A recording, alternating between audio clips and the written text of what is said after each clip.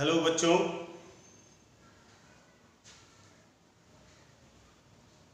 कैसे हैं आप लोग।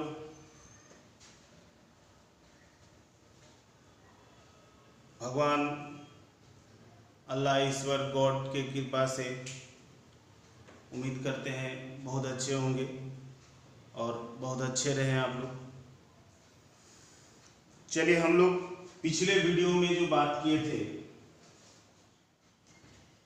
फिनेंशियल स्टेटमेंट, वित्तीय विवरण, उसमें कंपनी के बैलेंस शीट के बारे में बताया गया था और उसी का आज ये दूसरा कड़ी है, दूसरा स्टेप है। जो बच्चे आज का ये वीडियो देख रहे हैं उनसे रिक्वेस्ट है, अनुरोध है कि आप इससे पहले वाले वीडियो को अवश्य देखें। उसमें लिखा होगा फिनेंशियल स्टेटमेंट वॉल्यूम 1, वॉल्यूम 1 और ये होगा वॉल्यूम 2। तो इसको देखने से पहले आप वो देख लीजिए, उसमें आपको समझ में आ जाएगा फिनेंशियल स्टेटमेंट क्या है, उसमें क्या क्या आता है। तो फिनेंशियल स्टेटमेंट में मुख्य रूप से 2 स्टेटमेंट तैयार किया जाता है, जिसमें से पहला है बैलेंस शीट, जो हम लोग पिछले वीडियो में जिसका स्टडी किए थे, और दूसरा है कंपनी का प्रॉफिट एंड लॉस अकाउंट। तो बच्चों, कंपनी के प्रॉफिट एंड लॉस अकाउंट को statement of profit and loss कहा जाता है। जैसे आप लोग पहले 11th में पढ़े होंगे, trading account, profit and loss account, balance sheet final account में पढ़े थे। तो बैलेंस शीट, तो वो बैलेंस शीट यहाँ भी है उसी नाम से, लेकिन वो जो ट्रेडिंग अकाउंट और प्रॉफिट एंड लॉस अकाउंट था वो चूंकि सोल ट्रेडर के लिए था, एकाकी व्यापार के लिए था, और कंपनी के लिए जो है वो ट्रेडिंग अकाउंट और प्रॉफिट एंड लॉस अकाउंट दोनों एक साथ ही बनता है, जिसका नाम होता है statement of profit and loss. तो कंपनी का जो statement of profit and loss बनता है वो कंपनी अधिनियम 2013 की अनुसूची 3 भाग 2 के आधार पर बनता है। As per company act schedule, company act 2013 schedule 3 part 2 के आधार पर कंपनी का प्रॉफिट एंड लॉस अकाउंट बनता है। और जैसा कि बैलेंस शीट में बताए थे कि बैलेंस शीट वर्टिकल फॉर्मेट में बनाना फिक्स है, उसी तरह कंपनी का प्रॉफिट एंड लॉस अकाउंट भी जो है वर्टिकल फॉर्मेट में ही बनाना अनिवार्य है। तो चलिए हम लोग जल्दी जल्दी देख लेते हैं कि कंपनी के प्रॉफिट एंड लॉस अकाउंट में क्या क्या आता है। तो सबसे पहले हम लोग लिखते हैं इसमें number 1, revenue from operations. Revenue मतलब इनकम प्राप्त हुआ है ना, किससे? ऑपरेशन से, यानी बिजनेस का संचालन करके, बिजनेस चला के कितना रुपया, कितना अर्निंग, कितना रिसीव कंपनी को हुआ। तो एक एक करके सबसे पहले स्टडी कर लेते हैं कि कंपनी का जो balance profit and loss account बनाएंगे हम लोग वर्टिकल फॉर्मेट में बनाएंगे और इस तरह से पूरा सजाते हुए बनाएंगे, है ना। जिसमें से सबसे पहले लिखते हैं हम लोग रेवेन्यू फ्रॉम ऑपरेशन, उसके बाद लिखेंगे अदर इनकम, उसके बाद ये दोनों को जोड़ दिया जाता है, तो दोनों को जोड़ देंगे तो उसको बोलेंगे टोटल इनकम, है ना। देखिए, एक नंबर रेवेन्यू फ्रॉम ऑपरेशन, दूसरा नंबर में लिखना है अदर इनकम, तीसरा नंबर में क्या है, तो ये दोनों को जोड़ देना है, 1 नंबर प्लस 2 नंबर, दोनों को जोड़ दिए, ये हो गया तीसरा नंबर। उसी तरह चौथा नंबर में जो है ये सारा एक्सपेंस लिखना, बिजनेस का, कंपनी का जो भी एक्सपेंस कंपनी किया है ना, वो सारा एक्सपेंस लिखना है, ये 4 नंबर में। तो पहला है कॉस्ट ऑफ मटेरियल कंज्यूम, उसके बाद purchase of stock in trade, change in inventories, employees benefit expense, finance cost, depreciation and amortisation expense, other expense, ये सारा खर्चा जो जो होगा कंपनी का वो एक एक करके लिख देना है और फिर टोटल जोड़ देना है। टोटल जोड़ने के बाद ये खर्चा एक्सपेंस का टोटल हो गया। अब उसके बाद देखिए 5 नंबर में क्या लिखा है, नंबर 5, प्रॉफिट बिफोर टैक्स। ये कैसे आया, तो 3 - 4, यानी ये जो 3 नंबर आपका यहाँ टोटल इनकम दिखा रहा है नंबर 3, उसमें से नंबर 4 टोटल एक्सपेंस माइनस कर देना। तो इनकम में से एक्सपेंस घट गया तो जो बचा वो कहलाएगा प्रॉफिट, है ना। इस प्रॉफिट में अभी टैक्स नहीं घटा है तो फिर 6 नंबर में क्या लिखे, लेस टैक्स, टैक्स घटा देंगे, जो बचेगा वो कहलाएगा प्रॉफिट आफ्टर टैक्स। ये जो फॉर्मेट बनाया गया है बहुत ही आसान और सरल तरीके से दिखाया गया है ना। अब हम लोग थोड़ा ये देखेंगे कि ये किस किस आइटम में क्या क्या आता है। तो ये है रिवेन्यू फ्रॉम ऑपरेशन। दूसरी बात ये भी है बच्चे, जैसे बैलेंस शीट में बताए थे कि जो भी हम लोग कंटेंट लिखेंगे उसमें क्या क्या आइटम, क्या क्या एलिमेंट उसके अंतर्गत आएगा, है ना। वो सब के लिए एक अलग से नोट्स बनाना पड़ता है जिसको हम लोग बोलते हैं नोट्स टू अकाउंट। उसी तरह यहाँ भी हम लोग जो भी आइटम लिखे हैं इसके अंदर क्या क्या मटेरियल, क्या क्या और बात आएगा, वो सब के लिए नोट्स दिखाना है। तो पहले आप प्रॉफिट एंड लॉस स्टेटमेंट बना लीजिएगा, उसके बाद उसके नीचे हम लोग ये नोट्स बनाएंगे और उसमें सब का एक एक करके डिटेल दिखाएंगे कि किसके अंदर कौन कौन सा आइटम आया। तो ये जो रिवेन्यू फ्रॉम ऑपरेशन है, देखिए सबसे पहला है ना रिवेन्यू फ्रॉम ऑपरेशन। तो रिवेन्यू फ्रॉम ऑपरेशन में क्या आता, रिवेन्यू का मतलब सीधा समझ लीजिए प्राप्ति, कि एक बिजनेसमैन को, एक कंपनी को, फर्म को, बिजनेस को अपना कितना प्राप्त हुआ उसको रिसीव। तो यहाँ तो हम लोग कंपनी का बात कर रहे हैं, तो कंपनी का जो मेन बिजनेस है, कंपनी का जो मेन बिजनेस एक्टिविटीज है, उसके मेन बिजनेस एक्टिविटीज से उसको कितना रिसीव हुआ, प्राप्ति हुआ। तो कंपनी को यहाँ पर 2 भाग में बांटा गया है, financial company and non financial company, वित्तीय कंपनी और गैर वित्तीय कंपनी। वित्तीय कंपनी, फिनेंशियल कंपनी क्या, तो वैसा कंपनी जो फिनांस, रुपया पैसा, मुद्रा का व्यवहार करता है, मुद्रा का बिजनेस करता है ना। फिनांस का जो बिजनेस करता है वैसे कंपनी को हम लोग बोलते हैं फिनेंशियल कंपनी। और उसके अलावे जो भी एक्स्ट्रा कंपनी है वो सारे को बोलते हैं हम लोग नॉन फिनेंशियल कंपनी, गैर वित्तीय कंपनी। तो एक गैर वित्तीय कंपनी जो कि कोई वस्तु का लेन देन करता है, कोई सेवा का लेन देन करता है, कोई वस्तु या सेवा का बिजनेस करता है, वो कहलाएगा नॉन फिनेंशियल कंपनी। और जो मुद्रा का, मनी का बिजनेस करता है, लेन देन करता है, वह मनी का काम जिसका है वो कहलाता है फिनेंशियल कंपनी। जैसे बैंक वगैरह है ना, बैंक क्या है, फिनेंशियल कंपनी है, वो मुद्रा, रुपया में व्यवहार करता है। तो एक बैंकिंग कंपनी, फिनेंशियल कंपनी के लिए मेन सोर्स ऑफ अर्निंग क्या है,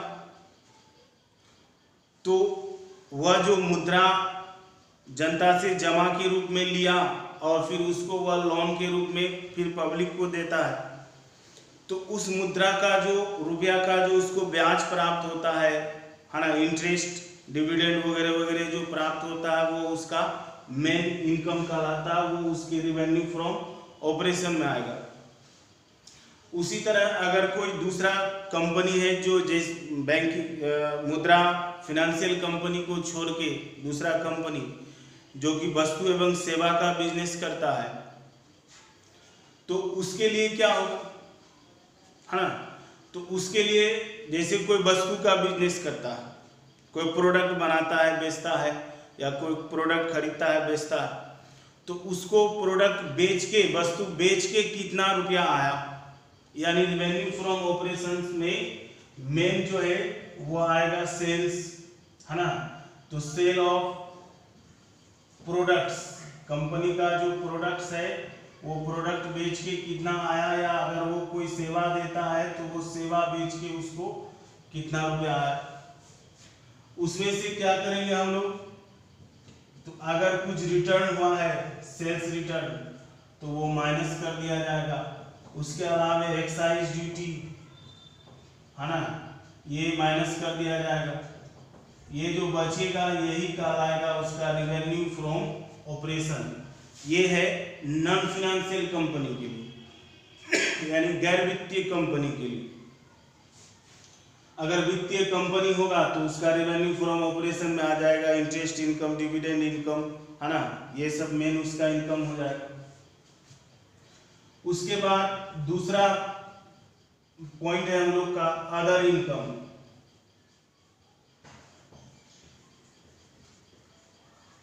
अदर इनकम, तो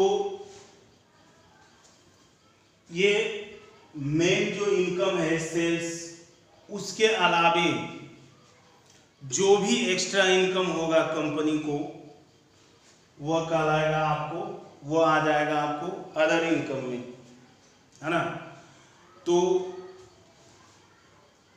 अदर इनकम क्या बोले कि मेन जो ऑपरेटिंग है उसका मेन जो ऑपरेटिंग इनकम है ऑपरेशन, उसके अलावे जो एक्स्ट्रा आया, जैसे कहीं से कोई इंटरेस्ट आ गया, है ना, पैसा कहीं इन्वेस्ट किया था उससे डिविडेंड आ गया, है ना, इंटरेस्ट और इन्वेस्टमेंट, कहीं शेयर वगैरह खरीदा था उससे डिविडेंड मिल गया। तो मेन सेल्स के अलावे जो भी एक्स्ट्रा आएगा वह सब आ जाएगा आपको अदर इनकम में, और इसको हम लोग जोड़ देंगे, ये हो जाएगा अदर इनकम का टोटल, और ये दोनों फिर यहाँ आके जुड़ेगा, ये हो जाएगा टोटल इनकम। उसके बाद एक्सपेंस। एक्सपेंस में हम लोग एक एक बात पर चर्चा करते हैं। ये क्या है, कॉस्ट ऑफ मटेरियल कंज्यूम।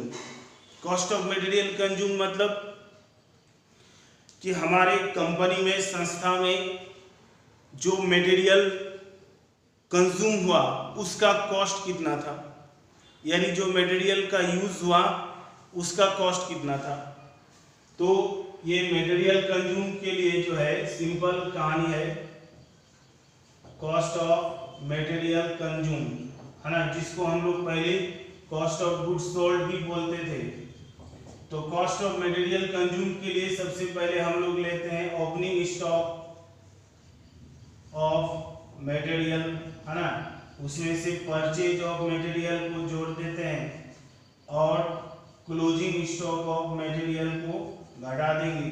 ये जो बचेगा यही कहलाएगा आपको कॉस्ट ऑफ मटेरियल कंज्यूम, यानी opening stock of material plus purchase minus closing stock of material, है ना, ये तीनों को एडजस्ट कर देंगे, वो हो जाएगा आपको कॉस्ट ऑफ मटेरियल कंज्यूम, जिसको हम लोग कॉस्ट ऑफ गुड्स सोल्ड भी बोलते हैं, ये आ जाएगा आपको इसमें। उसके बाद परचेज, यानी बिजनेस के लिए कितना कंपनी कितना माल खरीदा व्यापार के लिए। नेक्स्ट पॉइंट है change in inventories. Change in inventories, stock inventories का अंतर, ये क्या होता है change in inventories. Change in inventories, तो चेंज इन इन्वेंट्रीज हो जाएगा opening stock minus closing stock, है ना। चेंज इन इन्वेंट्रीज यानी opening stock minus closing stock, वो देख लेंगे कि ओपनिंग स्टॉक कितना था और क्लोजिंग स्टॉक कितना था, उसको हम लोग माइनस कर देंगे, चेंज इन इन्वेंट्रीज निकल जाएगा। उसके बाद है फिनांस कॉस्ट। तो फिनांस कॉस्ट, है ना, इसमें फिनेंशियल एक्सपेंस की कंपनी को वित्त, रुपया पैसा, फिनांस पूंजी से संबंधित कितना खर्चा हुआ, तो इसमें आ जाएगा आपको मेनली जैसे इंटरेस्ट ऑन लोन, कहीं से लोन वगैरह लिया है तो interest on loan, interest on capital, है ना, चूंकि कंपनी है तो यहाँ पर इंटरेस्ट ऑन कैपिटल तो होगा नहीं, तो interest on loan, loan processing expense वगैरह वगैरह, इंटरेस्ट ऑन डिवेंचर, ये सब आ जाएगा आपको फिनांस कॉस्ट में। उसके अलावा डेप्रिसिएशन, तो डेप्रिसिएशन जान ही रहे आप लोग, है ना। उसके अलावा अदर एक्सपेंस, अदर एक्सपेंस में क्या आएगा, तो ये 1 2 3 4 5 6, ये 6 के अलावा एक्स्ट्रा जो भी खर्चा है वो सबको हम लोग लिख देंगे अदर एक्सपेंस में। और अदर एक्सपेंस को टोटल लिखने के बाद, सबको लिखने के बाद सबका टोटल कर देंगे, और उस टोटल में से, है ना, फिर जो आगे का प्रोसेस है 5 नंबर, है ना, ये 3 नंबर में से 3 नंबर के टोटल में 4 नंबर घटा देंगे, जो बचेगा वो प्रॉफिट निकल जाएगा, उसमें से टैक्स घटा देंगे, वो हो जाएगा आपको प्रॉफिट आफ्टर टैक्स। तो इस प्रकार हम लोग फिनेंशियल स्टेटमेंट का सॉल्यूशन, फिनेंशियल स्टेटमेंट जो है, फिनेंशियल स्टेटमेंट में कंपनी का statement of profit and loss, यानी कंपनी का प्रॉफिट एंड लॉस अकाउंट बना सकते हैं। और भी इससे संबंधित आगे भी जो समस्या है, बात है, वो आप लोग रख सकते हैं।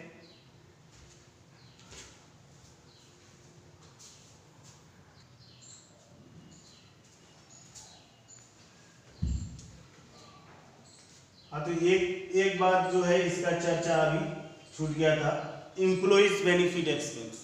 एम्प्लॉइज बेनिफिट एक्सपेंस कर्मचारी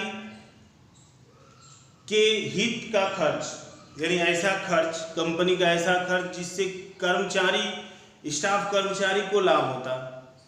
तो इसमें क्या क्या आएगा एम्प्लॉइज बेनिफिट एक्सपेंस में, कि जैसे स्टाफ को, कर्मचारी को हम लोग सैलरी देते हैं, मजदूरी देते हैं, है ना, salary, wages, PF contribution, staff welfare expense, है ना, कैंटीन एक्सपेंस, ये सब जो स्टाफ कर्मचारी से संबंधित जो खर्चा है वो सब आ जाएगा आपको एम्प्लॉइज बेनिफिट एक्सपेंस में। तो एक एक करके समझ लीजिए। कॉस्ट ऑफ मटेरियल कंज्यूम्ड, है ना, purchase, change in inventory. Change in inventory क्या बोले, ओपनिंग इन्वेंट्री यानी opening stock minus closing stock. Opening चाहे वो फिनिश्ड गुड्स का हो, वर्क इन प्रोग्रेस का हो, या स्टॉक इन ट्रेड का हो, तीनों का अलग अलग निकालेंगे जब भी निकालना होगा। सबका ओपनिंग में, ओपनिंग इन्वेंट्री में क्लोजिंग इन्वेंट्री माइनस करेंगे, जो रिजल्ट आएगा वही कहलाएगा चेंज इन इन्वेंट्री, है ना। Employees benefit expense, finance cost. Finance cost मतलब जैसे बोले कि मुद्रा से संबंधित खर्चा, है ना, कहीं से लोन लिए हैं, है ना, डेब्ट, ऑनर्स, डेब्ट कैपिटल जो है ऋण पूंजी, उसका ब्याज, interest on loan, interest on debenture, loan processing expense वगैरह वगैरह, ये आ जाता है आपको फिनांस कॉस्ट में। डेप्रिसिएशन तो समझ ही रहे हैं। और उसके अलावा क्या बोले कि ये सब के अलावा जो भी एक्स्ट्रा खर्चा बचेगा वो आ जाएगा अदर एक्सपेंस में। तो जो बात हम बताए हैं वो जो लिखे हैं ठीक है, जो नहीं लिखे आप उसको, इस वीडियो को रोक के वो सारी बात लिख भी सकते हैं, है ना। और एक के बाद एक जो है स्टेप बाय स्टेप आप नोट्स तैयार करते जाइए। इसके बाद आगे के वीडियो में हम लोग फिनेंशियल स्टेटमेंट का एनालिसिस के बारे में पढ़ेंगे, एनालिसिस ऑफ फिनेंशियल स्टेटमेंट, जो कि बहुत महत्वपूर्ण मुद्दा है। उसमें बहुत सारा बात आएगा, है ना, जो कि पार्ट 3 अकाउंट ओनर्स पार्ट 3 जो है मैनेजमेंट अकाउंट, उसके लिए भी बहुत लाभदायक है, जरूरी है। और आपका जो 12th का जो अकाउंट है उसके लिए भी बहुत ज़रूरी है, उसका भी मेन सिलेबस है। तो उम्मीद करते हैं आप लोग को आज का वीडियो पसंद आया होगा, और अंत तक देखने के लिए बहुत बहुत धन्यवाद। और हमेशा की तरह बोलेंगे कि आपको अगर पसंद आ रहा है, अच्छा लग रहा है, मज़ा आ रहा है, तो ज़्यादा से ज़्यादा लाइक करिए, शेयर करिए, है ना, और अपना विचार, अपना कमेंट अवश्य करें। धन्यवाद।